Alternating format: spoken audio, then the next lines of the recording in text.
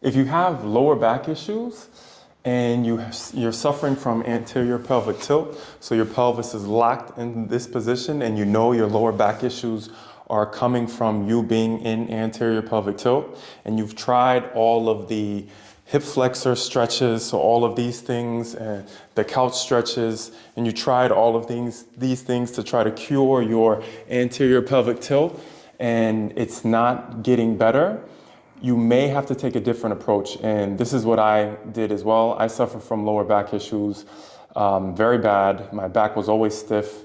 It was always locked. It felt like it was always just on and working when I stood. So if I would stand, I used to stand for 5-10 minutes and I would be locked in this position here. And my lower back was just always stiff and painful, just always working, firing on. And also when I sat down, so if I would sit in a chair, I would be like here, my lower back would just get stiff. It just always felt like my lower back was always on and working. And I knew that because of my anterior pelvic tilt, because I was locked in this position here, that I have to cure my anterior pelvic tilt in order for me to get rid of my lower back stiffness and pain. So I used to do also tons of deadlifting. So when I weightlifted, so I haven't weightlifted in over 10 years, 8 years now, since 17 is when I stopped. So I used to deadlift a whole bunch. So I think that strengthened my back, right? I also did Jefferson curls where I would grab a weight, go down to work on, the flexibility of also in the back. But none of that stuff really worked because I was still locked in an anterior pelvic tilt.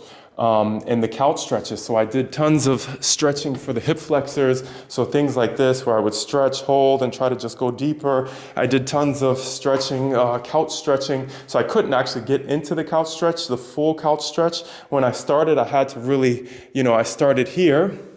And I just couldn't improve. So my knee was against the wall and I was always locked in this position here. And I really had a difficult time coming up. Now I can I can get my head on the wall and I can keep my foot here and I can kind of get my head there on the wall. But it didn't come from actually stretching my quads or stretching the hip flexors. It actually came from improving my adductors and my ability to abduct. So my adductors and my ability to abduct the hip is really what made a change. After I started improving my adductor strength and mobility and my abductor strength, that's when my lower back pain, that's when my pelvis started to shift. I could finally stand and I could finally, instead of standing like this, I could finally stand and actually tilt my pelvis like this. Right? So my pelvis was leveled. I could finally start using my glutes properly. And that's when my lower back, so my glutes got stronger. And that's when my lower back pain, stiffness really started to improve. It didn't feel like it was always on. I could finally, even though this sounds funny, but when I used to run or play basketball or do anything, I never really felt my butt. Right? I had a difficult time. I just always felt my hip flexors. I always felt the tension in my hip flexors and lower back, big time. Never in my glutes or abs at that.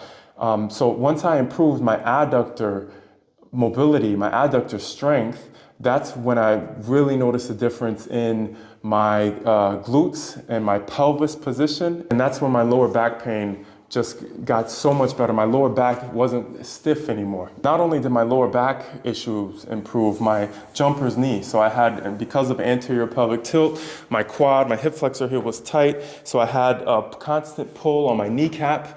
I had pelvic floor issues. My stomach would always poke out. It felt like I was always bloated, heavy.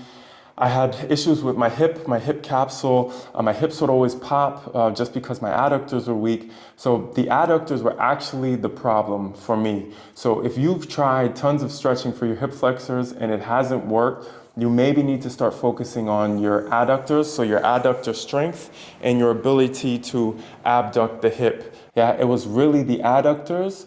Once I improved the adductors, that's when my glutes could fire properly. That's when my back started to relax. because I could finally stand upright, right, and tilt my pelvis without my back just always have to constantly work. So I really want to start tackling this anterior pelvic tilt thing, helping people with their lower back stiffness, tightness caused by anterior pelvic tilt, jumper's knee, a weak pelvic floor, so maybe a stomach that's always poking out, just digestive issues because of that.